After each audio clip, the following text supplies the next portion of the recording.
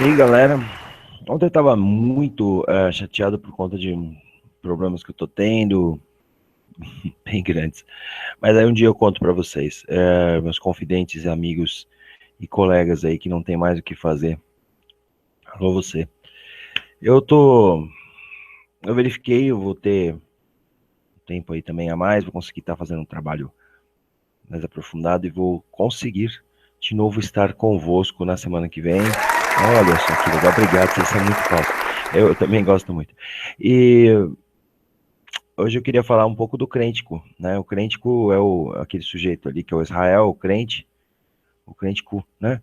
Que é cu e mais não sei o que, e uma série de comentários cheios de misoginia que a gente vê aqui, né? O negócio é comer cu e buceta. Então eu queria falar para vocês porque eu acho que eu não tenho que me misturar com isso, tá bom? Então, por favor, Gary, eu sei que não te pago, então por favor, toca a vinheta, amiguinho.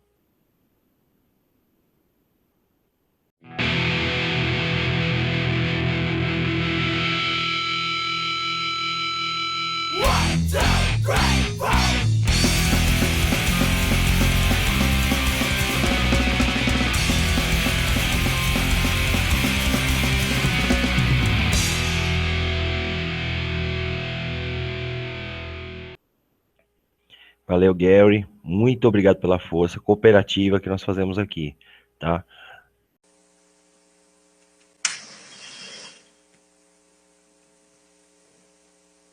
Nós queremos fazer uma declaração a propósito desse doloroso acontecimento, não é?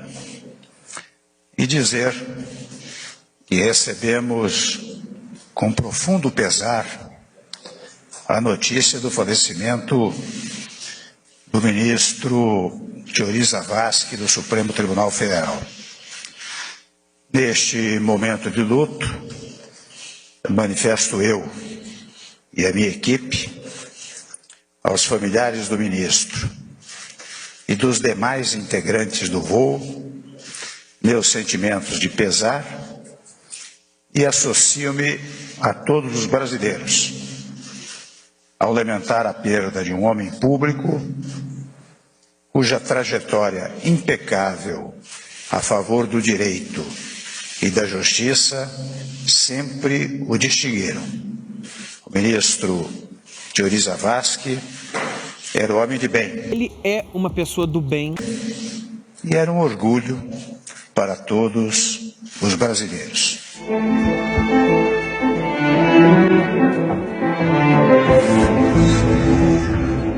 Ó, é o seguinte, a gente teve um debate, 2 hangouts, algumas pessoas me comentaram e eu não vou citar quem, mas acho que foi importante para mim.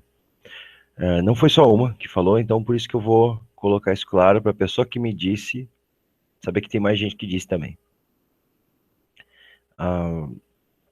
O cético, ele, ou como eu costumo chamar, o crêntico, né, porque tem uma crença, uma fé no Estado, né, ele é tão alienada a postura do cético, né, do Israel, o crêntico, que ele mesmo não vê o trabalho que ele faz. Ou seja, ele é um servidor público e todas essas questões ligadas à radiodifusão, que foi o que ele mais se apegou, e aos estudos prévios que ele tanto falou, e o alvará de funcionamento, quem faz grande parte desse alvará é ele mesmo. E ainda assim ele não percebeu, né? Então eu queria estar falando isso. E outra é a misoginia que ele demonstrou, dizendo que eu não compartilho desse tipo de visão e deixar claro o meu repúdio aí a essa postura. Beleza? Para começar, né?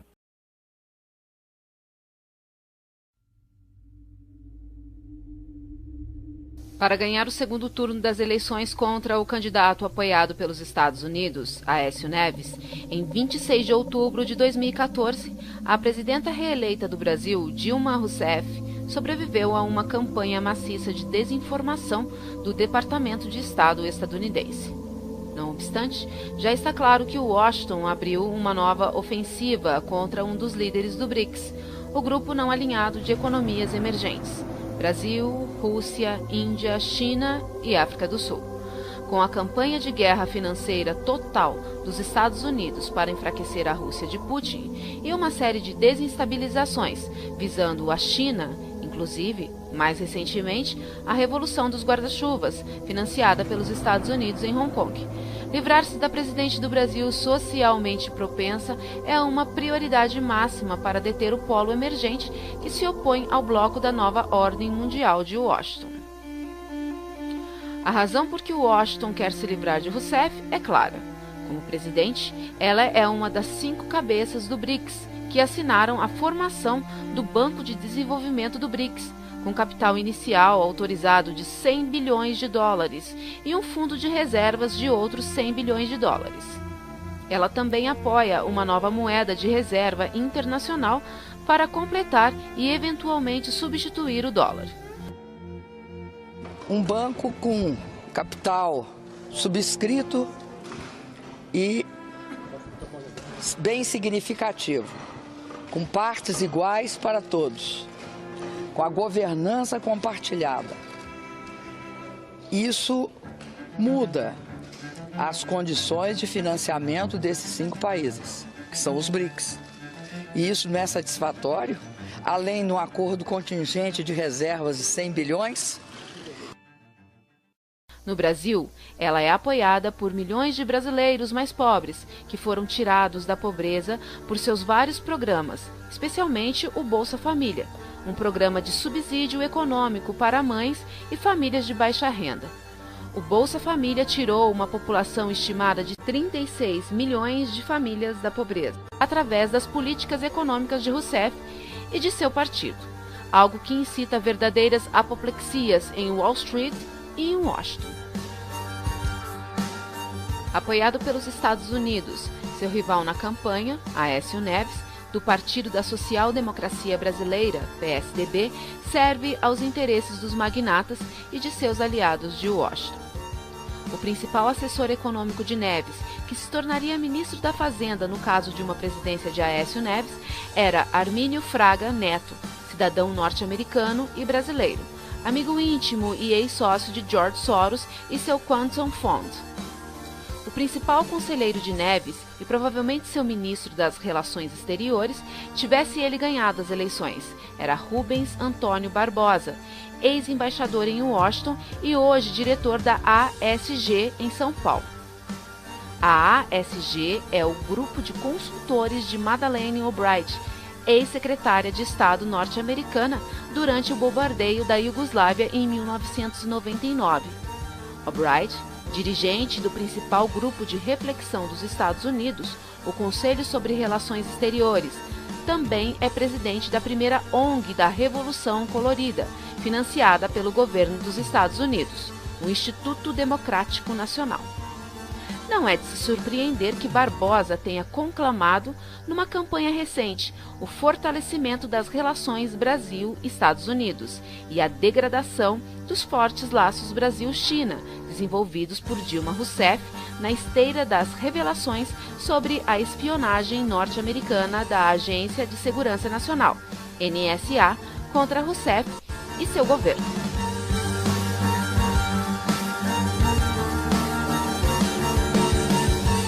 Durante a áspera campanha eleitoral entre Dilma Rousseff e Aécio Neves, a oposição começou a espalhar rumores de que Dilma, que até então jamais fora ligada à corrupção tão comum na política brasileira, estaria implicada num escândalo envolvendo a gigante estatal do petróleo, a Petrobras.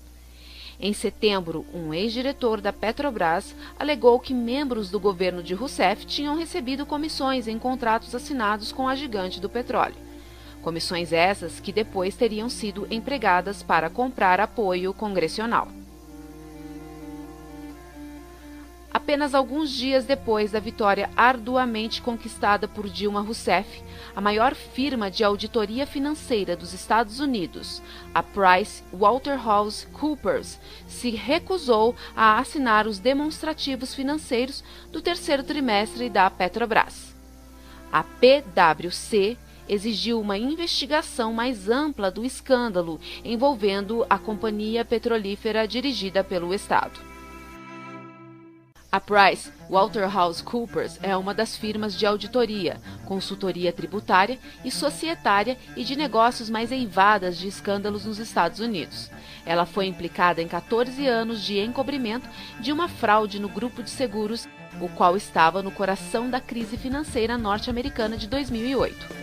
E a Câmara dos Lordes britânica criticou a PwC por não chamar atenção para os riscos do modelo de negócios adotado pelo banco Northern Rock, causador de um desastre de grandes proporções na crise imobiliária de 2008 na Grã-Bretanha, cliente que teve que ser resgatado pelo governo do Reino Unido.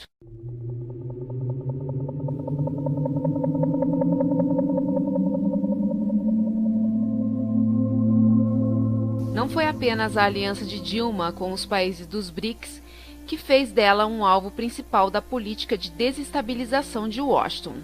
Sob seu mandato, o Brasil está agindo com rapidez para baldar a vulnerabilidade à vigilância eletrônica norte-americana da NSA. Dias após a sua reeleição, a companhia estatal Telebrás anunciou planos para a construção de um cabo submarino de telecomunicações por fibra ótica com Portugal através do Atlântico. O planejado cabo da Telebrás se estenderá por 5.600 quilômetros da cidade brasileira de Fortaleza até Portugal. Ele representa uma ruptura maior no âmbito das comunicações transatlânticas sob domínio da tecnologia norte-americana. Notadamente, o presidente da Telebrás disse numa entrevista que o projeto do cabo será desenvolvido e construído sem a participação de nenhuma companhia estadunidense. As revelações de Edward Snowden sobre a NSA em 2013 elucidaram, entre outras coisas, os vínculos íntimos existentes entre empresas estratégicas, chave de tecnologia da informática, como a Cisco Systems, a Microsoft e outras, e a comunidade norte-americana de inteligência. Ele declarou que a questão da integridade e vulnerabilidade de dados é sempre uma preocupação para todas as companhias de telecomunicações.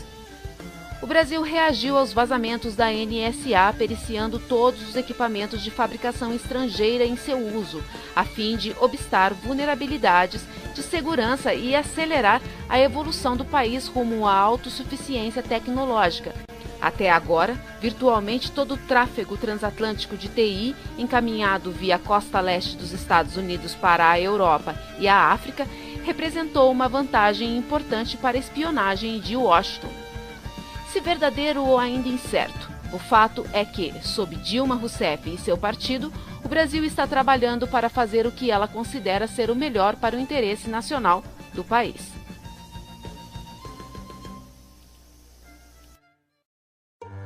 O Brasil também está se livrando do domínio anglo-americano sobre sua exploração de petróleo e de gás.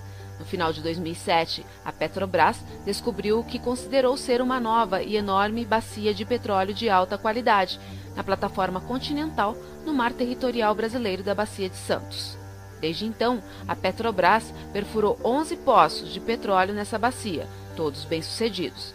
Somente em Tupi e em Iara, a Petrobras estima que haja entre 8 a 12 bilhões de barris de óleo recuperável, o que pode quase dobrar as reservas brasileiras atuais de petróleo. No total, a plataforma continental do Brasil pode conter mais de 100 bilhões de barris de petróleo, transformando o país numa potência de petróleo e gás de primeira grandeza, algo que a Exxon e a Chevron, as gigantes do petróleo norte-americano, se esforçaram arduamente para controlar.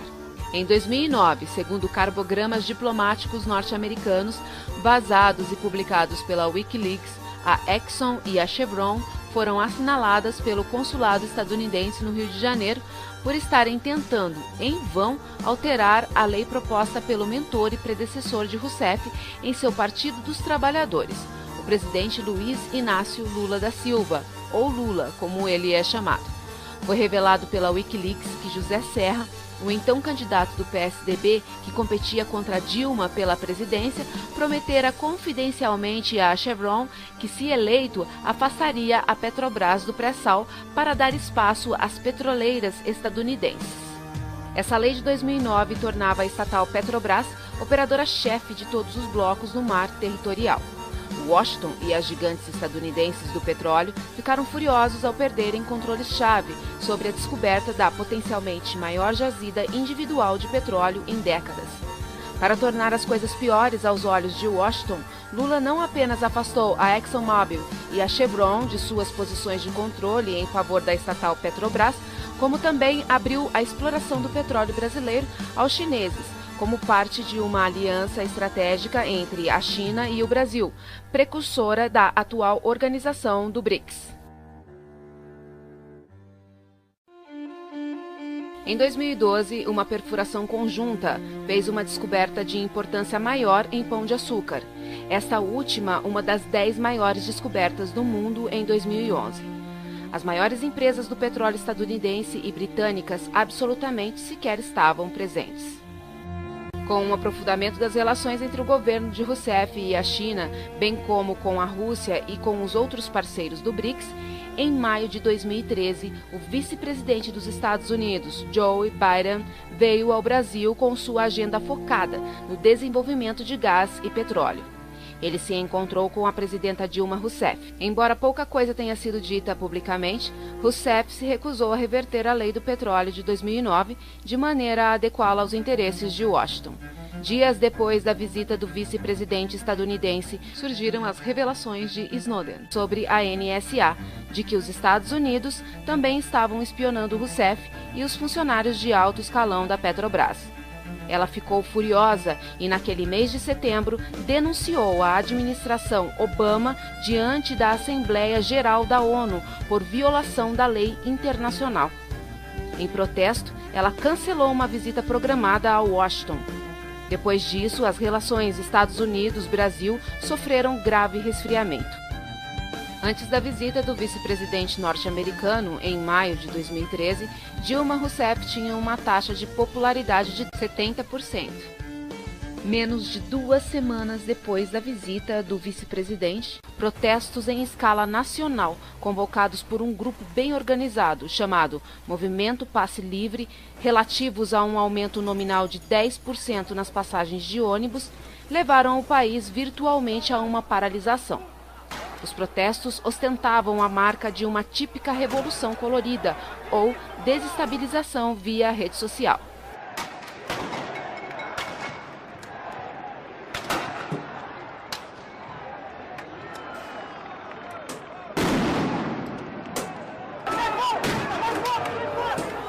Que parece seguir o vice-presidente norte-americano por onde quer que ele se apresente.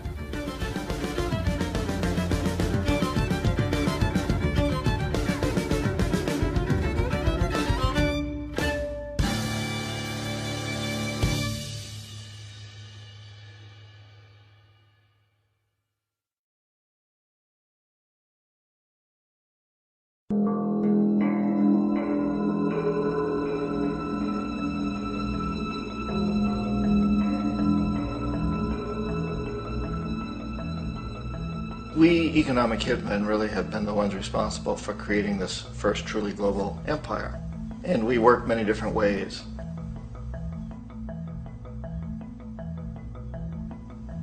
But perhaps the most common is that we will identify a country that has resources our corporations covet, like oil, and then arrange a huge loan to that country from the World Bank or one of its sister organizations.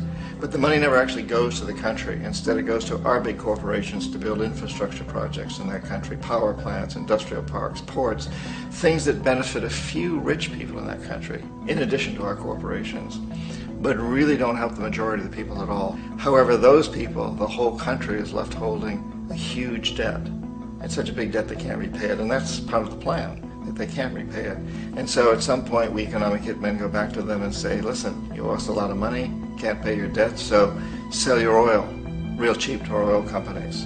Allow us to build a military base in your country, or send troops in support of ours to someplace in the world like Iraq, or vote with us on the next UN vote. To have their electric utility company privatized and their water and sewage system privatized and sold to U.S. corporations or other multinational corporations. So there was that whole mushrooming thing, and it's so typical of the way the IMF and the World Bank work, that you put a country in debt, it's such a big debt it can't pay it, and then you offer to refinance that debt and pay even more interest. And you demand this quid pro quo, which you call a conditionality or good governance, which means basically that they've got to sell off their resources, including many of their social services, their utility companies, their school systems sometimes, their penal systems, their insurance systems, to foreign corporations. So it's a double, triple, quadruple whammy. The precedent for economic hitmen really began back in the early 50s when democratically elected Mossadegh, who was elected in Iran, he was considered to be the hope for democracy in the Middle East and around the world. He was Time Magazine's Man of the Year. But one of the things that he'd run on and began to implement was the idea that foreign oil companies needed to pay the Iranian people a lot more for the oil that they were taking out of Iran. The Iranian people should benefit from their own oil. Strange policy. We didn't like that, of course. But we were afraid to do what we normally were doing, which was to send in the military. Instead, we sent in one CIA agent, Kermit Roosevelt, Teddy Roosevelt's relative. And Kermit went in with a few $1 million and was very, very effective and efficient. And in a short amount of time, he managed to get Mossadegh overthrown and brought in the Shah of Iran to replace him, who always was favorable to oil. And it was extremely effective. Mobs overflow Tehran. Army officers shout that Mossadegh has surrendered and his regime as virtual dictator of Iran is ended. Pictures of the Shah are paraded through the streets as sentiment reverses. The Shah is welcomed home. So back here in the United States, in Washington, people looked around and said, wow, that was easy and cheap. So this established a whole new way of manipulating countries, of creating empire. The only problem with Roosevelt was that he was a card-carrying CIA agent, and had he been caught, the ramifications could have been pretty serious. So very quickly at that point, the decision was made to use private consultants to channel the money through the World Bank or the IMF or one of the other such agencies, to bring in people like me who worked for private companies, so that if we got caught, there would be no governmental ramifications.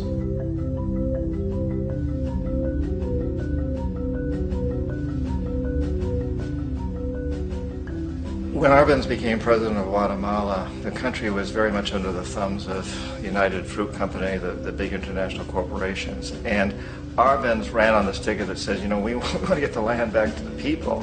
And once he took power, he was implementing policies that would do exactly that, give land rights back to the people. United Fruit didn't like that very much. And so they hired a public relations firm, launched a huge campaign in the United States to convince the United States people, the citizens of the United States, and the press of the United States, and the Congress of the United States, that Arbenz was a Soviet puppet, and that if we allowed him to stay in power, the Soviets would have a foothold in this hemisphere. And that, at that point in time, was a huge fear on everybody's mind, the Red Terror, the Communist terror.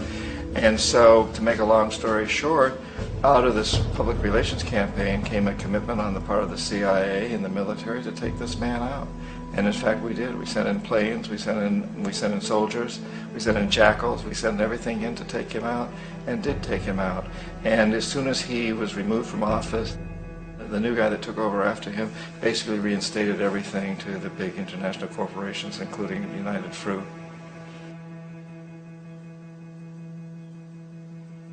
Ecuador for many, many years had been ruled by pro-U.S. dictators, often relatively brutal. Then it was decided that they were going to have a truly democratic election. Jaime Roldos ran for office, and his main goal, he said, as president would be to make sure that Ecuador's resources were used to help the people.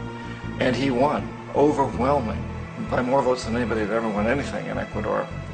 And he began to implement these policies to make sure that the profits from oil went to help the people. Well, we didn't like that in the United States. I was sent down as one of several economic hitmen to change Roldos, to corrupt him, to bring him around, to let him know, you know, okay, you know, you can get very rich, you and your family, if you play our game, but if you continue to try to keep these policies you've promised, you're going to go. He wouldn't listen. He was assassinated. As soon as the plane crashed, the whole area was cordoned off. The only people allowed in were U.S. military from a nearby base and some of the Ecuadorian military. When an investigation was launched, 2 of the key witnesses died in car accidents before they had a chance to testify. A lot of very, very strange things that went on around the assassination of Jaime Roldos. I, like most people who've really looked at this case, have absolutely no doubt that it was an assassination. And of course, in my position as an economic hitman, I was always expecting something to happen to Jaime, whether it be a coup or assassination, I wasn't sure, but that he would be taken down because he was not being corrupted. He would not allow himself to be corrupted the way we wanted to corrupt him. Omar Torrijos, president of Panama, was, one of my favorite people. I really, really liked him. He was very charismatic. He was a guy who really wanted to help his country. And when I tried to bribe him or corrupt him, he said, look, John, he called me Juanito. He said, look, Juanito, I don't need the money. What I really need is for my country to be treated fairly. I need for the United States to repay the debts that you owe my people for all the destruction you've done here. I need to be in a position where I can help other Latin American countries win their independence and be free of this terrible presence from the north that you people are exploiting us so badly. I need to have the Panama Canal back in the hands of the Panamanian people. That's what I want. And so, leave me alone. Don't try to bribe me. It was 1981, and in May, Jaime Roldos was assassinated. And Omar was very aware of this. Torrijos got his family together and he said, I'm probably next, but it's okay because I've done what I came here to do. I've renegotiated the canal. The canal will now be in our hands. He just finished negotiating the treaty with Jimmy Carter. In June of that same year, just a couple of months later, he also went down in an airplane crash, which there's no question was executed by CIA-sponsored jackals. Tremendous amount of evidence that one of Torrijos' security guards handed him at the last moment as he was getting on the plane a tape recorder, a small tape recorder that contained a bomb.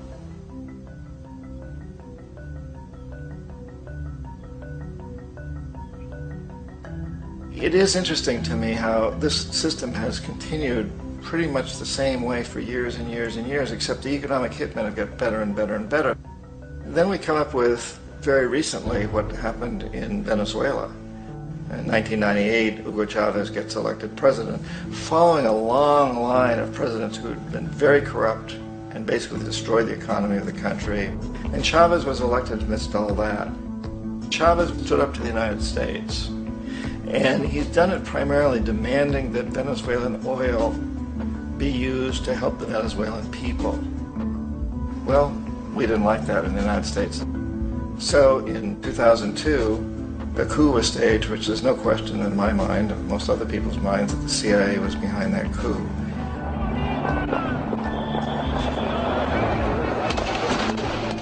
The way that coup was fomented was very reflective of what Kermit Roosevelt had done in Iran, of paying people to go out into the streets to riot, to protest, to say this Chavez is very unpopular.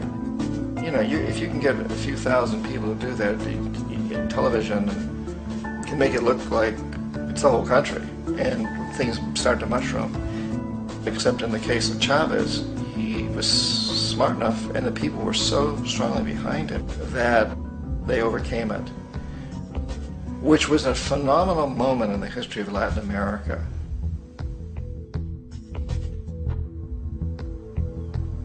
Iraq actually is a perfect example of the way the whole system works. So we economic hitmen are the first line of defense. We go in, we try to corrupt governments and get them to accept these huge loans, which we then use as leverage to basically own them.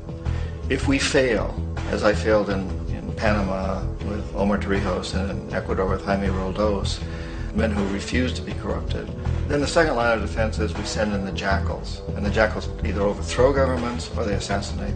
And once that happens and a new government comes in, boy, it's going to toe the line because the new president knows what will happen if he doesn't.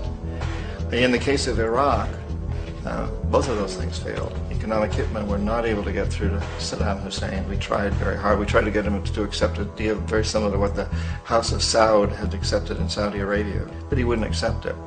And so the Jackals went in to take him out. They couldn't do it. His security was very good. After all, he had one time worked for the CIA. He'd been hired to assassinate a former president of Iraq and failed, but he knew the system. So in '91, we send in the troops and we take out the Iraqi military. So we assume at that point that Saddam Hussein is going to come around. We could have taken him out, of course, at that time, but we didn't want him. He's the kind of strong man we like. He controls his people. We thought he could control the Kurds and keep the Iranians in their border and keep pumping oil for us.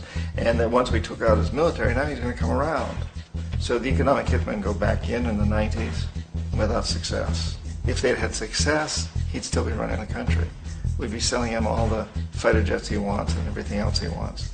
But they couldn't. They didn't have success. The Jackals couldn't take him out again, so we sent the military in once again, and this time we did the complete job and took him out, and in the process created for ourselves some very, very lucrative construction deals. We had to reconstruct a country that we'd essentially destroyed, which is a pretty good deal if you own construction companies, big ones. So, Iraq shows the three stages. The economic hitmen failed there, the Jackals failed there, and as a final measure, the military goes in. And in that way, we've really created an empire, but we've done it very, very subtly. It's clandestine. All the empires of the past were built on the military, and everybody knew they were building them. So the British knew they were building them, the French, the Germans, the Romans, the Greeks. And they were proud of it, and they always had some excuse like spreading civilization, spreading some religion, something like that. But they knew they were doing it. We don't. The majority of the people in the United States have no idea that we're living off the benefits of a clandestine empire, that today there's more slavery in the world than ever before. And then you have to ask yourself, well, if it's an empire, then who's the emperor? Obviously, our presidents of the United States are not emperors. An emperor is someone who's not elected, doesn't serve a limited term, and doesn't report to anyone, essentially. So you can't classify our presidents that way. But we do have what I consider to be the equivalent of the emperor, and it's what I call the corporatocracy. The corporatocracy is this group of individuals who run our biggest corporations, and they really act as the emperor of this empire. They control our media, either through direct ownership or advertising. They control most of our politicians because they finance their campaigns, either through their corporations or through personal contributions that come out of the corporations. They're not elected. They don't serve a limited term. They don't report to anybody. And at the very top of the corporatocracy, you really can't tell whether a person's working for a private corporation or the government because they're always moving back and forth. So, you've got a guy who one moment is the president of a big construction company like Halliburton, and the next moment he's vice president of the United States, or the president who is in the oil business. And this is true whether you've got Democrats or Republicans in the office. You have to moving back and forth through the revolving door. And in a way, our government is invisible a lot of the time, and its policies are carried out by our corporations on one level or another. And then again, the policies of the government are basically forged by the corporatocracy and then presented to the government. They become government policy. So it's an incredibly cozy relationship. This isn't a conspiracy theory type of thing. These people don't have to get together and plot to do things. They all basically work under one primary assumption, and that is that they must maximize profits regardless of the social and environmental costs.